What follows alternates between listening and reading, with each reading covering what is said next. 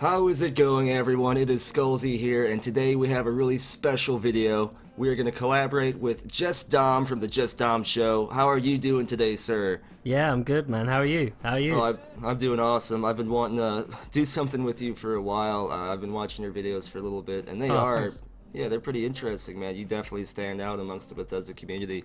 I wish you the best, and I am so happy to be doing something with you. Oh, nice, man. Yeah, thanks, man. Yeah, same with you, man. I've been watching some of your stuff, man. It's good stuff. Yeah.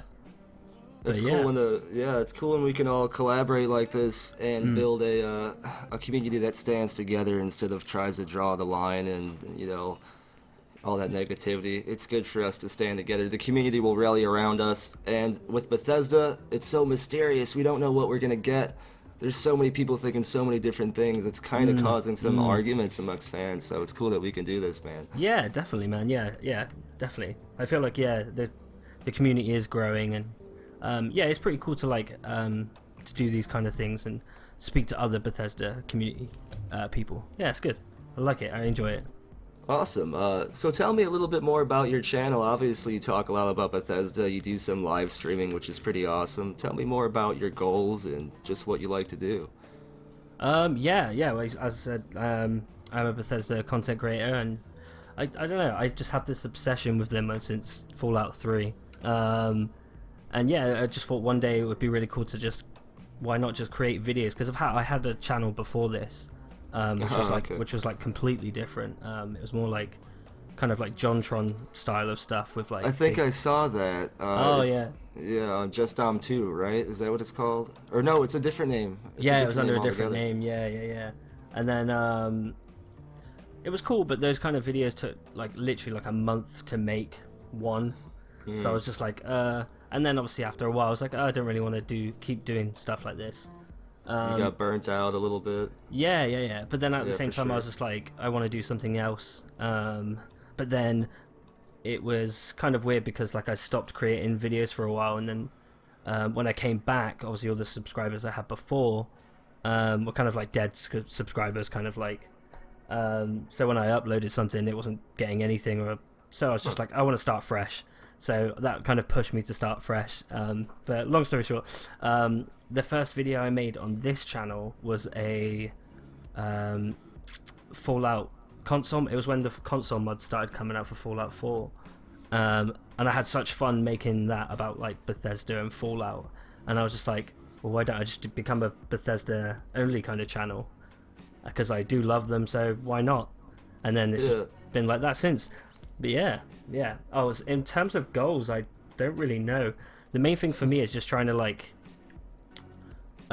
just kind of keep creating stuff, really. Obviously lately the channel has been doing well, so that is pretty cool. Yeah, that's awesome.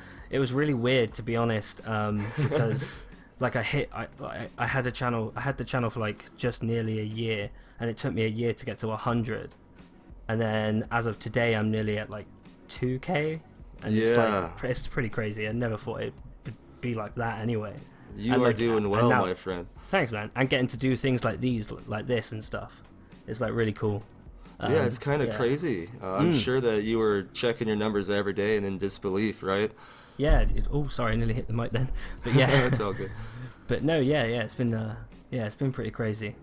But I'm awesome. really enjoying it because now I'm getting to speak to people that I used to watch years ago, and getting to do things like this is it's really cool.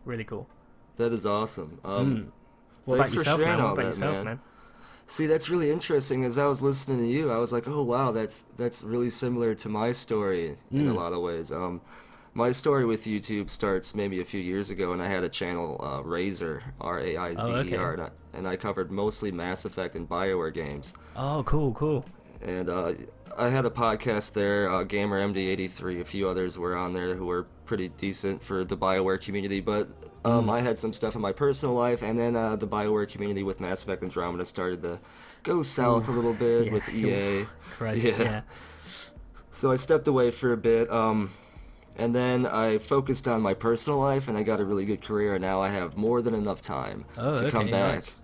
And I am excited. As far as goals and aspirations, like anything in life, I wanted to do something that I could enjoy doing, that didn't Yeah. feel like a grind. Yeah, There's always definitely. going to be that thing in anything that we love that feels like a grind. There's always going to be like 10% that's just a bore.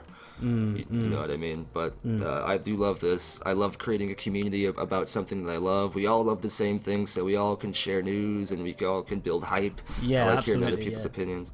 And then like stuff like you said, like doing this with you, this is awesome. I get to talk to someone else's videos I actually enjoy watching. We can talk about thanks. stuff that we like. Yeah, this is a Yeah, cool thing. And as opposed to you, you said you created a whole separate channel separate from your old one, which you did, right? Yeah. Mine, I guess I took a risk. I was thinking about when I came back with Skullzi TV. I did Okay, change yeah. the name from Razor to Skullzi because it was like a new brand, a new channel. And because Razor was similar to the mice company, so when you Google Razor, that would come up, and I didn't like that. Yeah. Skullzi was just a random name I came up with, but I kept the old channel and changed the name and the URL, so I still kept, like you said, some of those dead subs. I did lose a lot of subs when I'd upload. I'd lose like 200-300 subs because I was talking about a different game franchise, but then eventually I started to gain them back. And Nice. here I am talking with you. Here I am at I think almost 6,000 subs, and Nice, dude. Nice. I'll be on a thank you, and I'll be on a podcast with Maddie, Mr. Maddie Plays, who's awesome, and you guys should watch him soon too. I know you were on that podcast as well, which is awesome. Yeah, So, that was cool. Yeah, it was really cool. It was really random too. Like, Yeah. as I said before, I'm gonna fanboy a bit here, but like it was really surreal because like years ago, I think I started watching Matty in like 2013, before I even started YouTube, anything to do with YouTube.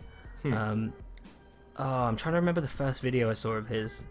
It was about the Kotaku leaks. That was it. Oh, okay. The Kotaku script leaks, and I was like, just I thinking to remember myself like, oh, this could be real. This could be real.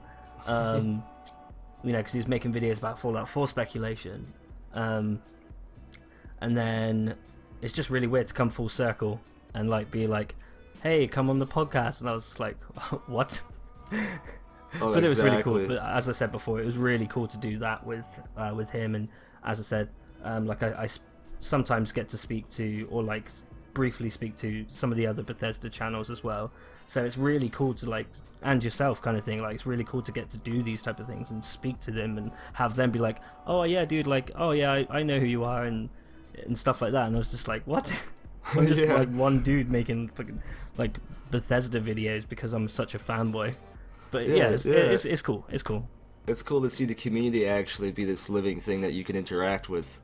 It's really awesome, man. And speaking of Bethesda, you said you started with Fallout 3. Was that the first game that got you in love with Bethesda? Yeah. Okay. Definitely.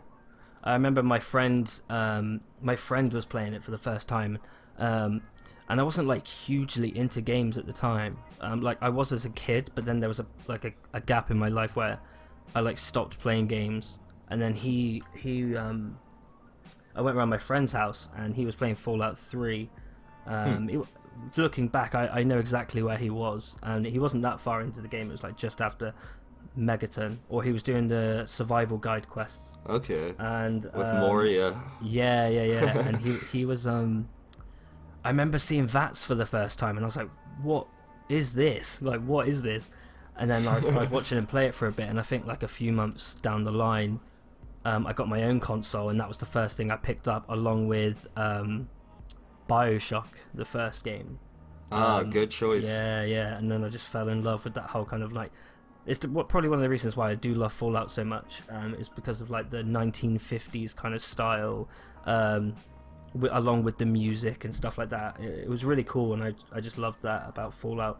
And then obviously I moved, and then my friend jumped onto Oblivion for the first time, Okay. and he was like, oh dude, it's made by the same people, so like I went onto Oblivion after that, and then Interesting. obviously like New Vegas and Skyrim and so on and so forth. But yeah. What about you, man? What about you? What was your first game?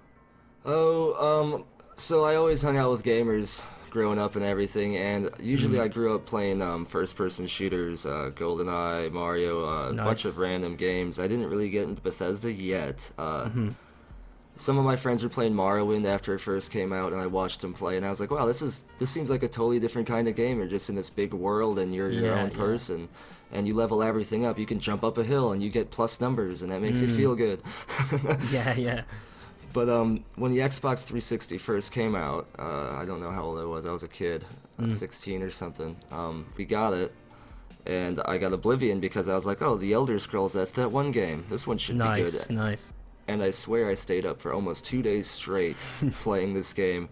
I fell in love with Bethesda, and then shortly after when they started talking about Fallout, with all the conspiracies at the time about the end of the world, it was fitting for a post-apocalyptic game. And I was like, oh, this is made by the same people, this game's going to be great, and it was. Then from there, I was hooked. Bethesda had me in their little fan base, man. Well, not little fan base, but they had me hooked, and and here I am, man. Everything they put out, I'm just like, this is awesome because it's so unique, and you know a Bethesda game when you see it. Yeah, man, definitely. It makes me excited for the future as well. Oh yeah, even if Starfield, if it's true, if it's not, whatever we get, it's gonna be good as long as they keep doing what they do best, and that they seem to know what they do best and try and build upon that, which is great. Absolutely. Yeah. I feel like that's why. I mean, what's your take on 4? What's your take on Fallout 4? Fallout 4 was a bit, I'll be honest, it did seem a bit different. Like it was a step in a different direction, but still familiar. But I don't think it was bad. I enjoyed it. Things I did like about it. The voice protagonist thing wasn't that bad, but it does, I suppose, limit some people's immersion factor if they really care about that. I guess but I did enjoy it. It gave you, in my opinion, it immersed me more because you hear the emotions of the character in the game. I love the settlement building, that to me stands out because I don't think they're going to abandon that entire gameplay mechanic and all the code and everything with that. So they're going to carry that in the future games somehow. So that's cool. Things I didn't like about it, I suppose the crafting system, while it was good, it did seem a little limited. Yeah, exactly, a little limited, Yeah. The legendary system seemed more like they're just trying to play off Borderlands a bit with the legendary weapons. Some of them were cool, some of them were just like, this only exists to be ridiculous, you know what I mean? Yeah, definitely. Which was your favorite Fallout? My favorite? Oh no, this is going to be a record, isn't it? Mass unsubscribe. No. This is our opinions. I'm only joking. No, oh Christ. No, my favorite's 3. 3? Okay. Yeah. But it's weird because my favorite's 3, but I've probably played New Vegas the most. Okay. But yeah, I think it's because it was my first one, so it hit me at the right time. But then I feel like the differences between New Vegas and 3. With New Vegas, I was talking to this about with a friend yesterday. For me, it feels like it doesn't matter where you are in New Vegas or what quest you're doing. It'll always take you back to either Freeside or the Strip, and I don't know. It just always felt like that, except for the DLCs, of course. Yeah. But that's not to say that it's not enjoyable. I still love New Vegas. But yeah, it's the one I've played the most. But with 3, I felt like there was more unique and diverse areas, like so many random things. Like there's like some haunted house. There's some oasis with like the mutant tree and stuff like that. The UFO sightings. There's just so many intricate things in 3. Obviously, like GNR Tower stands out for me because of Eric Todd Delms. Much love Eric Todd Delms. Oh yeah, 3 Dog all the way, man. Yeah, man. Yeah, but it's a really cool game, and I definitely think 3. What about you? I actually totally agree with you. All love to Fallout New Vegas, but absolutely. I don't understand. I know this is probably going to get me hate and massive unsubscribe on my end, but I don't understand why so many people prefer it over Fallout 3. It's not a bad game. It's a good game. Yeah. But in my opinion, the map size, not only is the map smaller, but in my opinion, there's less content. There's a lot of just terrain. the city of New Vegas itself was not very large, which of course it wouldn't be that big in the post-apocalyptic, Yeah. but it seemed to me smaller than even Megaton in a way. Like there's bigger buildings, but I did like the vibe though. It did remind me of some of the older Fallouts, like Fallout 2, which I went back and played. Yeah. And Well, they I had like some of that. the same people, didn't they? They said they had people from Black Isle. Oh really? Oh Yeah, wow. because they all went on to, after Black Isle's like kind of finished or kind of split, parted ways kind of thing. A lot Okay. of them went over to Obsidian, so there is a lot of people from Black Isle in Obsidian. So Well, that's good. Yeah. So, which was kind of cool as well, because Yeah. it was kind of like Bethesda, gave it back to them to make that game kind of thing. Yeah, that's totally So, awesome. Oh yeah, wow. Okay. Yeah.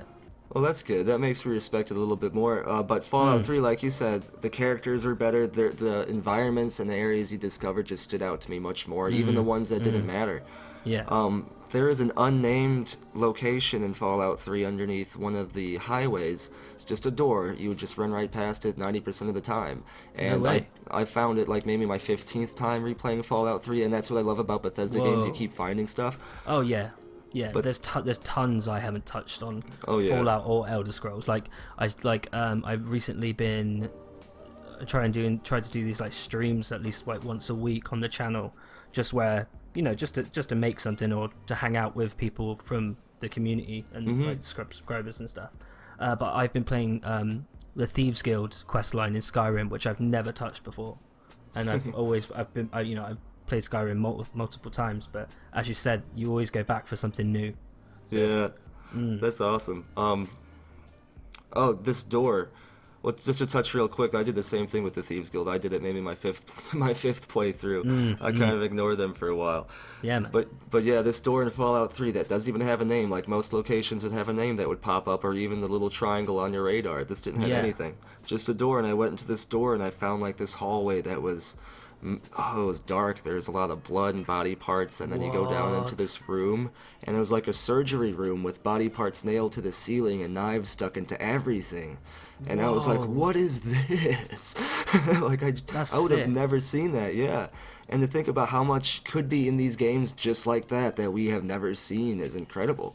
Yeah, absolutely. Yeah. I don't know of any other game developer that comes close to that. I mean, CD Projekt Red does good with the Witcher series, but I mean Bethesda is just so unique. They've created not only a vibe but a game type that is on its own level. Yeah, definitely. I think with The Witcher, it's like you kind of know what you're getting into. Like you'll probably play it the exact same way you played it before. Whereas in a Bethesda game, you're like, as you said, like you'll miss so much just through one playthrough, and like you'll hear about this one thing. Like I didn't even know about the death maze in Fallout 4 for a long time, the Saw place, and you just walk in and you're like, what the hell is this? And then it's just this death maze, and you're like, this is blatantly like inspired by Saw, Yeah, and it's like some unmarked location again, but it was a huge thing online, and I I'm heard not about sure it, and if was I like, found whoa. that. It's next to Fallon's department store. It's like, Okay. it's in the car park, next to Fallon's department store, and you go in and you can't get out unless you go through the death maze. Oh I was man, like, wow, that's cool. that is pretty crazy. I did hear about this one quest when the game first came out that my friend found that I've never found yet. There's like a distress call that comes through on your Pip-Boy, and you basically follow it round, do this big quest, and then you get to the end of it and the person's dead and it's just a loop. Like they're just looping it. and you're like, whoa, that's crazy. But Was that in I've not found it yet. I don't know where that is. Was that in Fallout 4? Yeah, 4, yeah. Okay. Yeah. I'm not sure. See, I think I remember coming across strange radio signals, but I'm always on some other mission at the time, Yeah, so I'm like, yeah, I'll yeah. come back later, and then I forget. Fallout 3 had something like that with the Chinese radio beacon, I believe. Oh, nice. I think you're able to find some kind of Chinese base somewhere or something from when the spies were there before the Great War, which is pretty cool that they do that kind of stuff. They utilize the radio gameplay mechanic in interesting ways, which is pretty awesome. Yeah, So- I love that stuff, man. What would you... I know this may be a somewhat arbitrary question because they're two separate games, but do you prefer Fallout or the Elder Scrolls? Oof. Yeah, you're That's a right. deep one. They are like different in their own right. But that's what makes them good. To be honest, I lean more towards Fallout because that's what I first started playing, and that's probably what I spend most of my time on. Okay. But I think I think the music and stuff wins me over with Fallout, and like the whole vibe of it's fun, but it's not really. You know what I mean? Not that Yeah. the game isn't fun, but like it's post-apocalyptic. It's meant to be taken seriously, and it's death and all these stuff like that. But then it's just so fun to play, and the way the charm of Fallout, it really wins you over, and Yep. and the characters and stuff, like as I said, when I first started playing, you run across Three Dog and stuff like that, and you hear him on the radio, and he's really charismatic and stuff like that, and yeah, so I lean more towards Fallout, I guess. But I still, whenever Elder Scrolls 6 does decide to be made and decides to come out, that'll be amazing. I do love. The one thing I will say is I do want Starfield to lean more towards Elder Scrolls than Fallout. Maybe Okay. like gunplay and stuff. If if they have gunplay and stuff, it'll take that from Fallout. But as far as like building and what kind of RPG elements and what kind of race do you want to play? Has it got certain traits and stuff like that? Oh, I want to play this type of character, and like in Elder Scrolls, if you're like, oh, I'm going to be like a magic build, and you're like, well, go as a high elf. They'll have this and this and this kind of Yeah. thing. Or yeah, I feel like they should lean more towards that, especially in space, because it's alien space. You can have unlimited races if you wanted to, and doors are open for creativity. So yeah, I hope they lean more towards that. I forgot what the question was now. Sorry. Oh, Fallout versus Elder Yeah, Scrolls, yeah. and then you're talking about how you wanted Starfield to go off Elder Scrolls, which is a great point. Great, awesome point, and I agree with you again.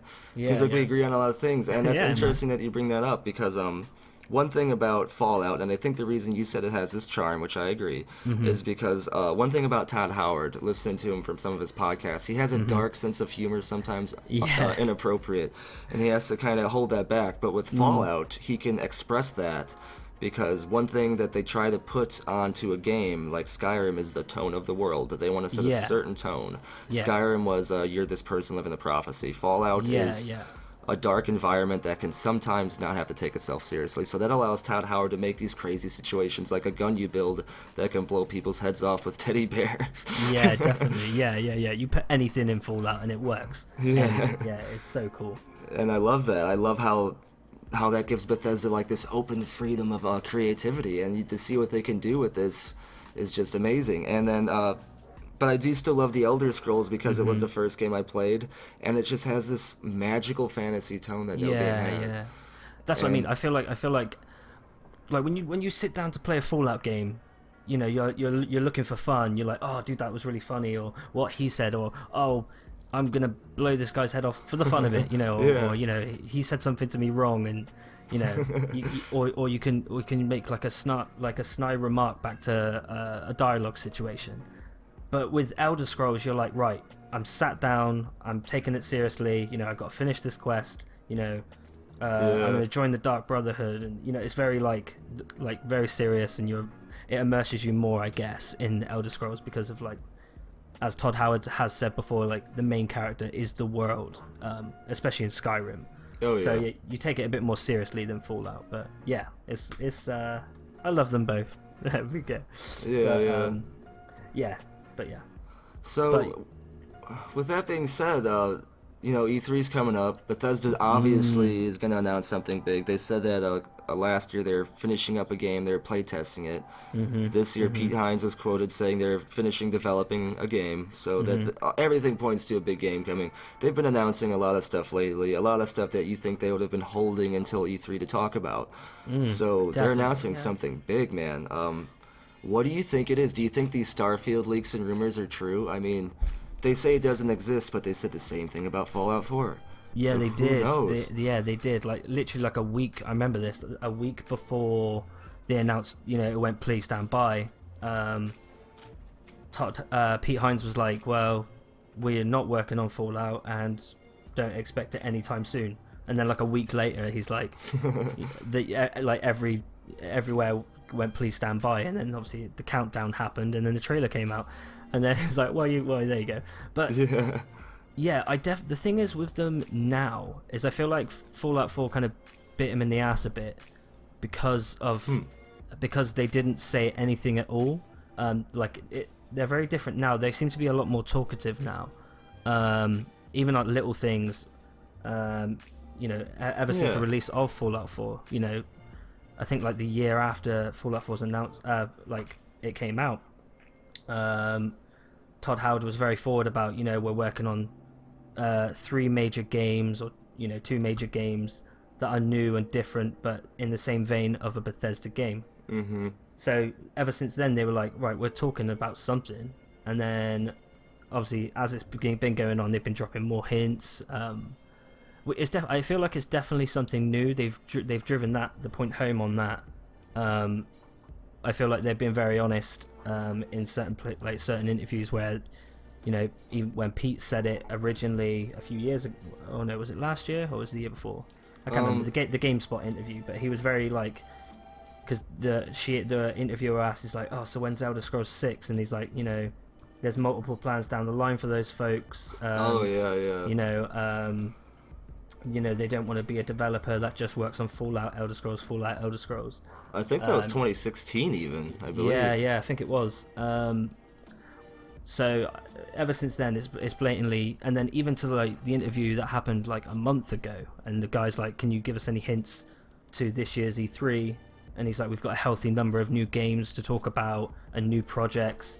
And then you look at the evidence of Bethesda Softworks, because if they're not going to announce anything this year, BGS, it's like, well, you've already announced like pretty much everything of your published titles, and some of those projects are coming out before E3, so it's like, if you do have nothing, you literally have nothing. Oh yeah. But then another thing I've noticed as well the last few days is that Bethesda, BGS and Bethesda Softworks keep posting on their Twitter inviting people to this year's E3. Like, they keep every day. I've noticed they're like, register, we want you register, you can come to the show, and then like you wake up the next day and they've deleted that tweet and reposted it. Oh, and so, wow. well, why do you want so many people to come? And it's obviously because you're announcing something big, yeah, so you want everyone to be there. But that as well. But yeah, I feel like it's definitely going to be something new from them. I feel like they're being honest about that. Oh, for sure. Yeah. And then recently, another thing to go with that, them having all these announcements they've already made, which makes you think, what are they going to announce? Is it only going to be this big project? Recently, I think it was last week, Pete Hines was tweeting with just some fans who were asking questions, and someone asked him how long would it be. I think he said, is it something that I can just sit around and watch myself, or should I have some friends with a few beers? And Pete Hines, being his usual vague self, he said a few friends with some beers. So to me, that sounds like it's going to be a bigger conference. So if they don't have that much stuff to talk about, if they're going to only talk about this other thing, this game, it better be a big announcement.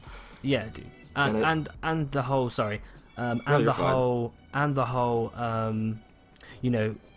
kind of like tweets from BGS themselves, because obviously normally it all comes from Softworks, and it's like, you're like, okay, that's cool, but it is from Softworks. And then people like us, Matty, Juice, and everyone like that are starting to talk about E3, and then they post a week later, we can't wait to show you what we've been working on. And it's like, well, if you're planning on announcing that, like, say next year, why would you post that now? Yeah, that's not how they work. And then shortly after that, we had the whole Dark Warehouse situation where they posted their company works with BGS like merchandise, like a day after they announced that they're revamping their store, and then they post that we're going to get to see some more stuff from them because they're collaborating with Bethesda in the next coming months. And it's like, well, what's in the next coming months? E3. So it's like, what? But they only exclusively work for BGS. They don't work for Softworks. Didn't something like that happen with Fallout 4 too?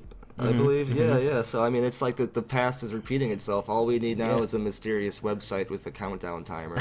Yeah. Yeah, and then Oh, it'll I be. remember that. Survivor. What Oh, was it? that got me Survivor mad. something, yeah. For some reason, I didn't believe any of the leaks, but that one I was like, maybe there's something to this, and of course, nope, Yeah, there yeah. wasn't. No. And then they even mimicked it at the end with the countdown with the please stand by. Yeah, But Bethesda at least knows how to joke about that kind of stuff. I feel like they listen to a lot of their audience. That was like really obvious with 4. Like they implemented a lot of features that the fans like commented on these like wish list videos and stuff like that, and then they were like actually in the game. So I was like, well, that's pretty crazy. And then I remember when the game came out and they were like making jokes about what like comments people had said online, like waiting for Fallout 4 and stuff like that. So yeah, they do listen to their fan base, which is good, I guess. But we'll see next time they announce something big. Yeah. Yeah, we'll see. Speaking of that, they listen to their fan base. Do you think that all these recent Starfield leaks, do you think there's a possibility that not only with these leaks, but the Fallout 4 ones, that maybe Bethesda was leaking this stuff themselves to see what the community thought about this before E3? Yeah, I thought that. Yeah, I did think that actually. I think I made a video not long ago, saying that, thinking that maybe Starfield, being an being a space RPG still, like their new IP, maybe that's not the name of the game, and that saying that's just a code name, because I was watching a video with a while ago with Brian Delaney, the voice actor for Fallout 4, and he says like they asked him like, did you know it was Fallout 4 when you went into when you got the job and you went in for your first day of work, and then he's like, no, before it was called Fallout 4, they had a name for it, a code name for it, which then got leaked by Kotaku. So then they had to, which they did publish, like kind of the whole trademark thing, and then they had to remove it, and then they made another code name secretly and just not publish it. So I was like, wait a minute, that's the only thing we know about Starfield. Is that it's been trademarked. Yeah. But then with obviously like Todd and that saying, that they previously did work on a sci-fi game, 10th Planet.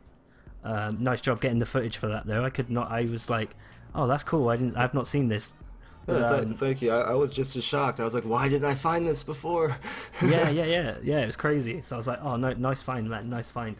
But yeah, like with that, and obviously Todd saying, he loves to create. His main thing in games is to create worlds, and it's like, well, if you're going to create worlds, you might as well make a sci-fi game, because you can create anything you want and make especially for like Bethesda, because they have not started fresh in so long. I mean, you think about how years they've been working on Fallout or an Elder Scrolls, or like Todd's been there like 20 or 25 years or something, maybe something like that. It's probably not accurate, but it's past 20 years. Oh yeah, a long time. And the day he started was like they were working on an Elder Scrolls game, and they still work on those games today.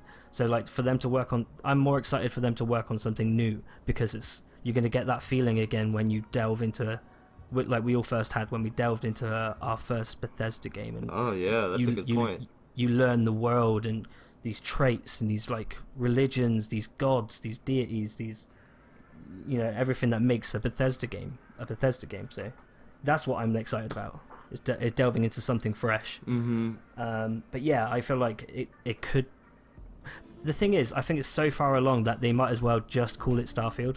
Yeah, people already know it as Starfield.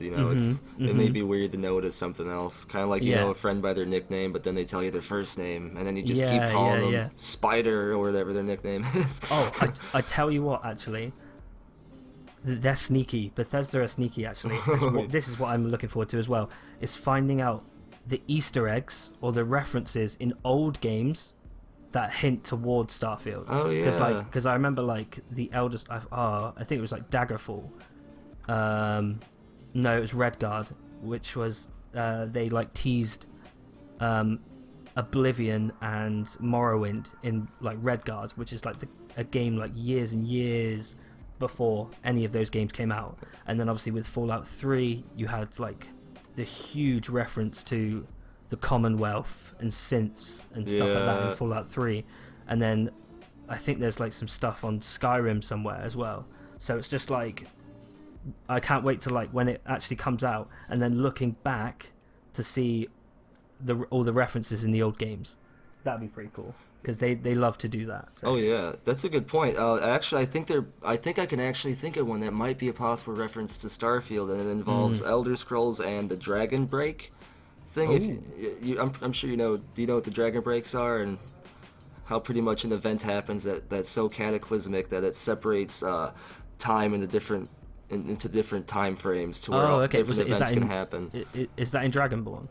Yeah. It could have been in Dragonborn. There's evidence that one happened.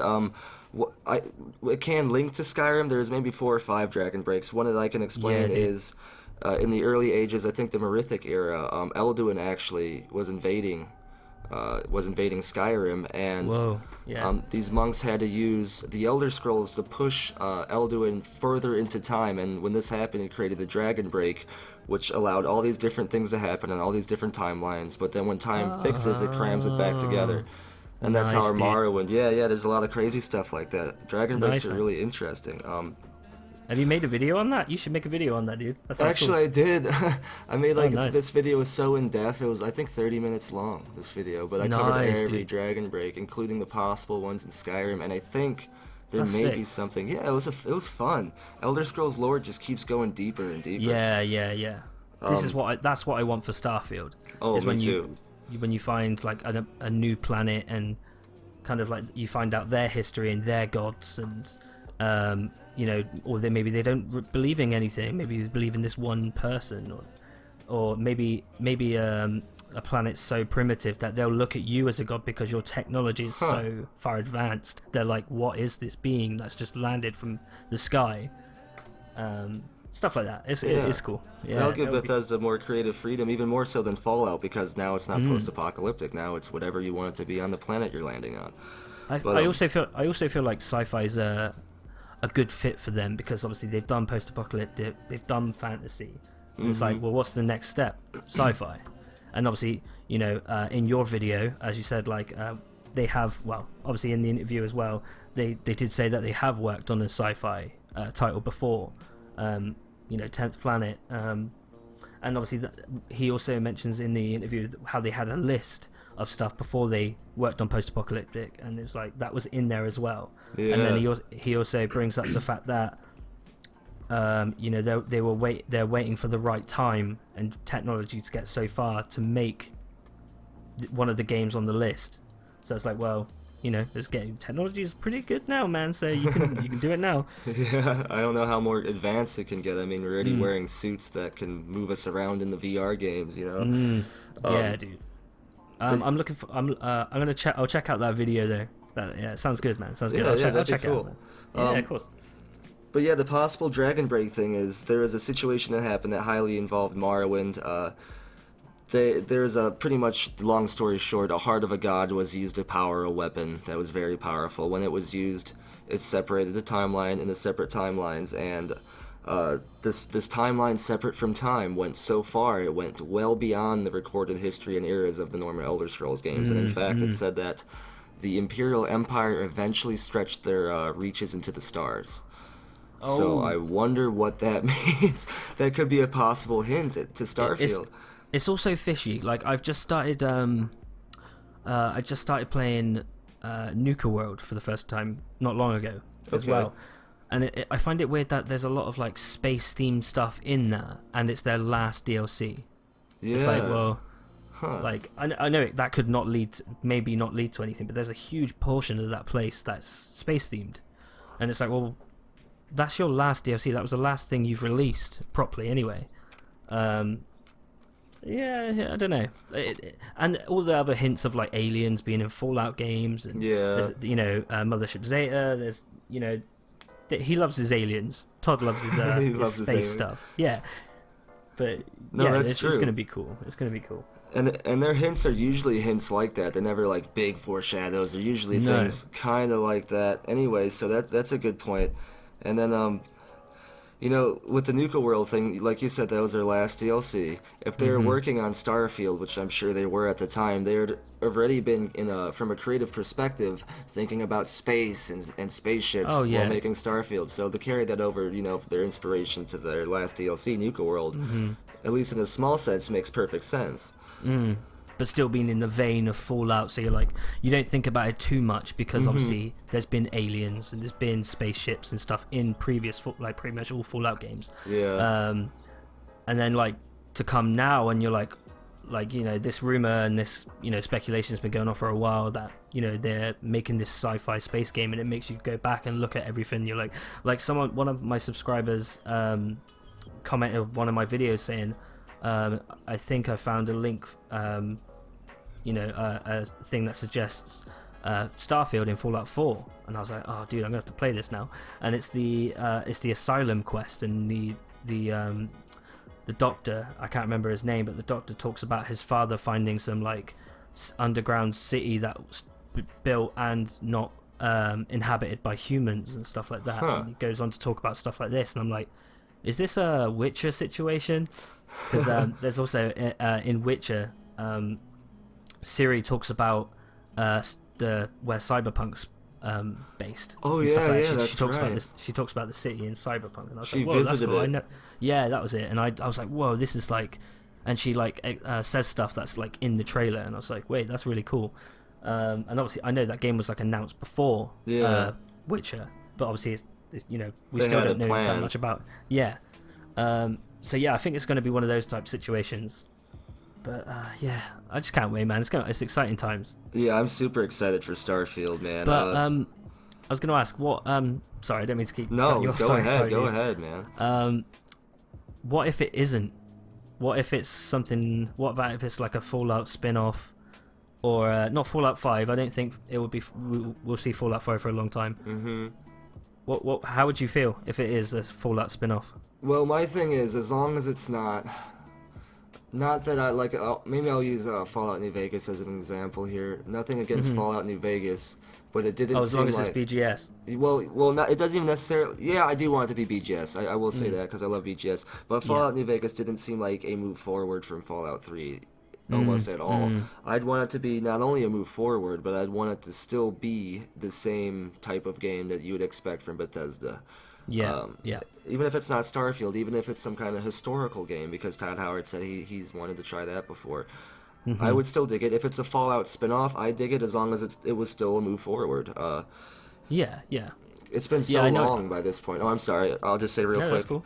It's been so long since the Bethesda Game Studios game that to just get something like Fallout 4 New Vegas-esque wouldn't fill the void of waiting so long, if you know what I mean.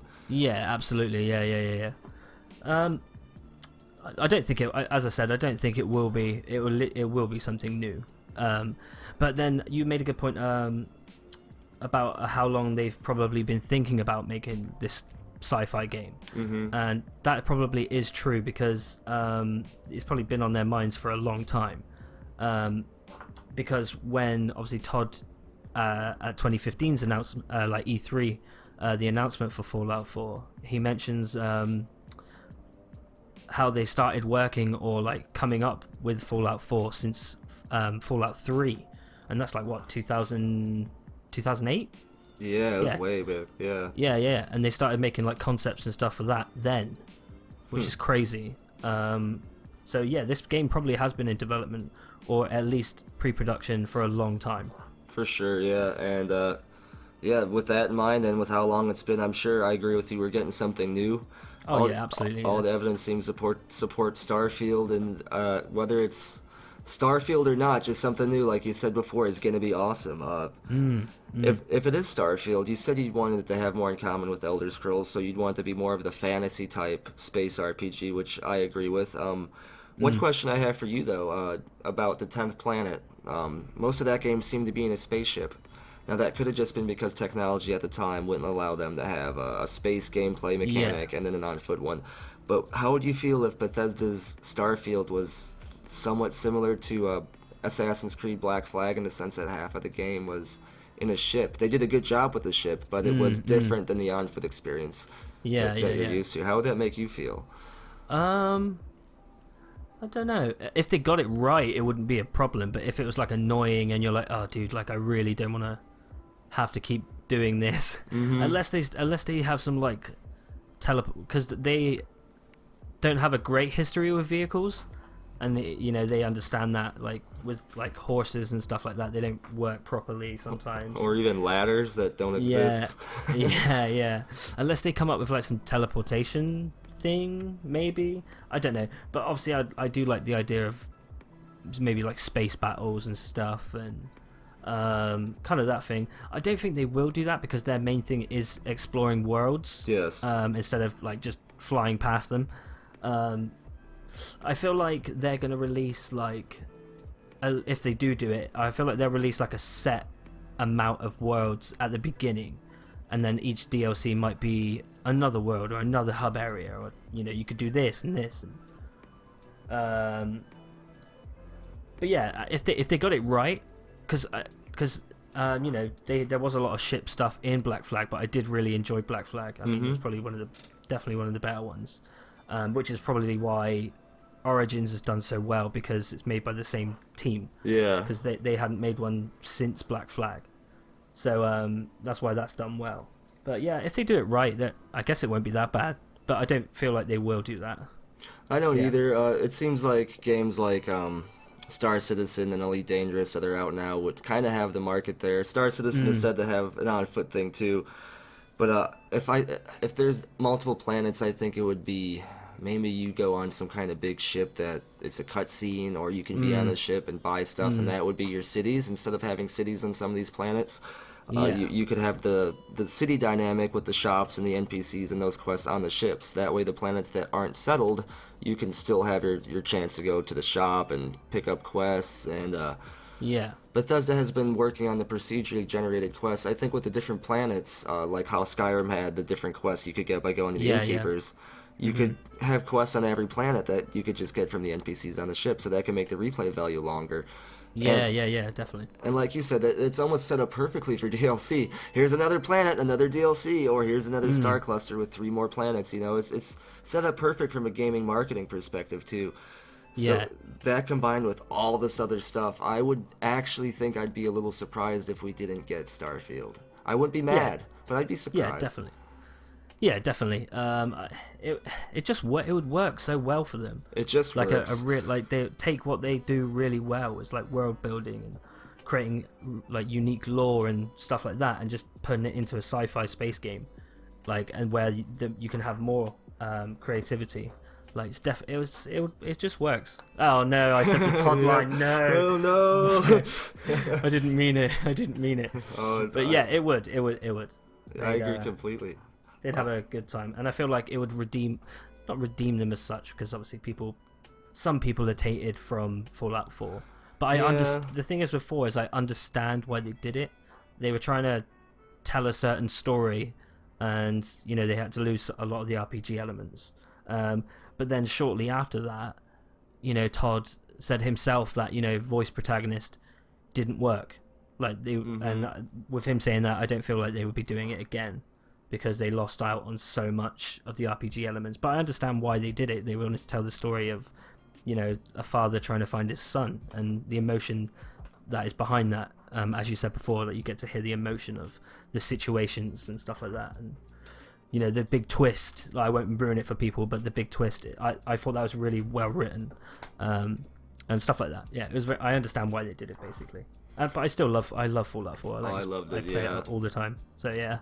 I'd like to see the RPG elements be more in depth. Oblivion is a good example. I liked how you had your specific skills you could increase, as well as your skills increasing by doing them. Every time you leveled up, you had so many points. Skyrim seemed a bit more watered down, and then Fallout 4, like you said, even more so. They're still great games, but it seemed they watered them down a bit to fit the tone. I don't think that's how it would be with Starfield. It seems like Starfield would be more grand in scope, which would allow you to even further build different types of classes of characters. I think that would be really awesome. Yeah, definitely. The doors are open for them. Oh, for sure. So, the hype is building up, man. Oh yeah. Now we're getting we're getting kind of close to a good time for most of these kind of podcast episodes. I do have a couple more questions I do want to ask you to get your opinion Yeah, on, that's though. cool, man. That's cool. And then I'll give you the opportunity if you had anything. One other thing about Starfield. I'm sure you've seen the rumors where people have tried to connect Starfield and the Elder Scrolls and Fallout to the same universe. You talked about aliens being in Fallout. What do you think about that rumor, and how do you feel about it? I'll tell you, I don't necessarily think it's true, but if done well, it wouldn't bother me, I suppose. What's your take on that whole situation? I can definitely see Elder Scrolls and start this Starfield game being connected in some way, but I don't think Fallout. And because Fallout and the Elder Scrolls aren't connected. Yeah. Apart from they have references and like Easter eggs and stuff like that. Like some Khajiit will call you smooth skin, and what else? The plant situation, but they're just like nods. That you know what I mean. But I don't feel like they're connected. And maybe, as I said, maybe Elder Scrolls and Starfield will be. Mainly because it came from them themselves. Because somebody else made the lore and the world of Fallout, and then obviously they obtained that. So it's not like they're not. Pete said himself. It's like, well, they're not connected because obviously they. Black Isle come up with Fallout, and that's a good point. They made the world, so it's not for them to mix it into theirs kind of thing. Whereas obviously Elder Scrolls is Bethesda and always has been Bethesda's. So yeah, I feel like I don't think they're connected now. Okay, good. Yeah, I agree with you there, especially with the Fallout universe. That's Earth, and you can look up how how Nern and Elder Scrolls was created. So for them to even be somehow in the same universe would be strange. Yeah. So and then another question, one last thing to finish up. Obviously, we're all hyped for Bethesda. Even people who aren't in the same community as us, even just gamers in general, always pay attention to Bethesda during E3. What other games or what else would you like to see at E3, or what are you looking forward to the most besides whatever Bethesda Game Studios is putting out? Oh, dude, there's quite a lot. Besides Bethesda, I'm obviously looking forward to Cyberpunk. I want to hear more about Cyberpunk.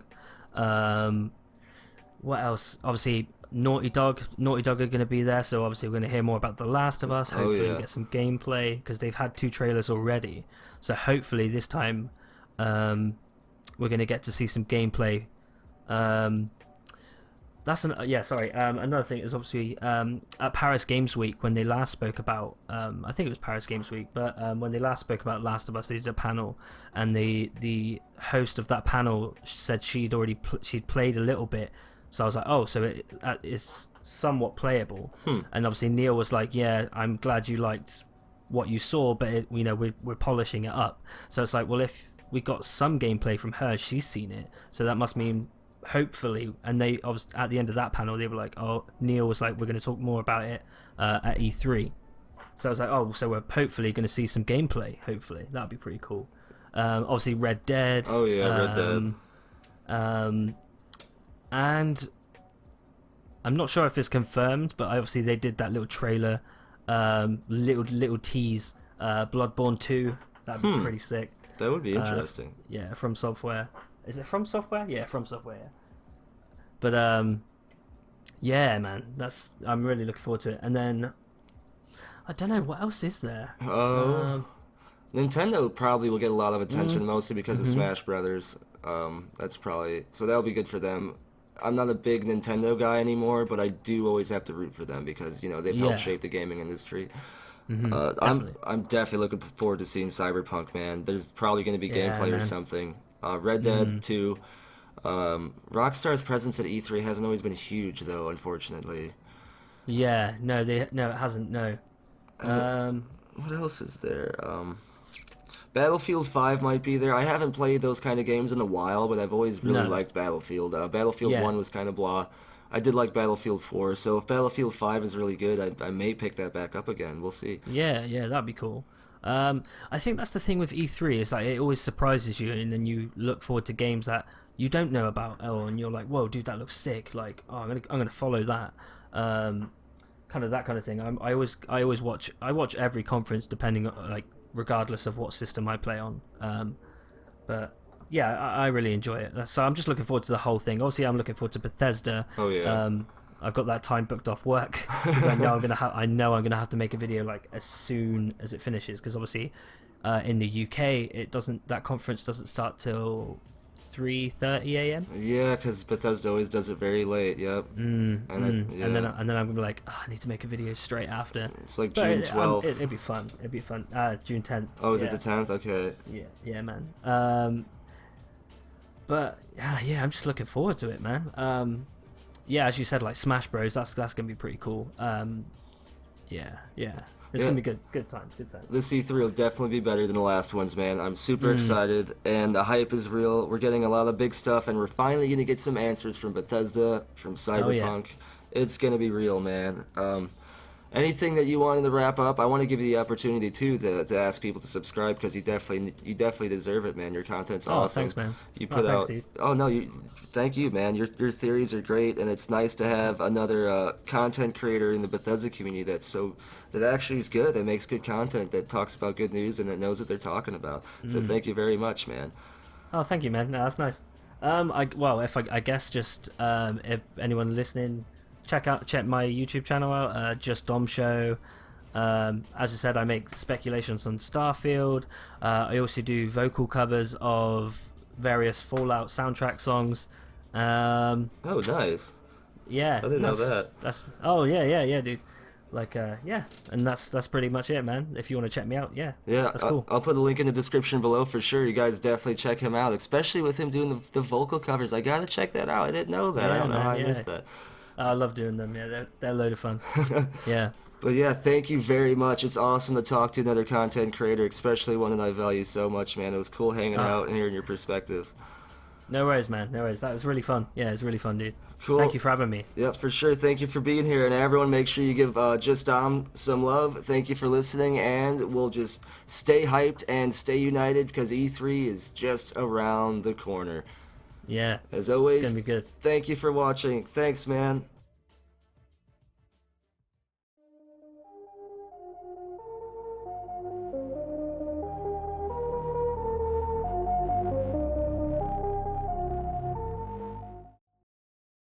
Bye, have a great time.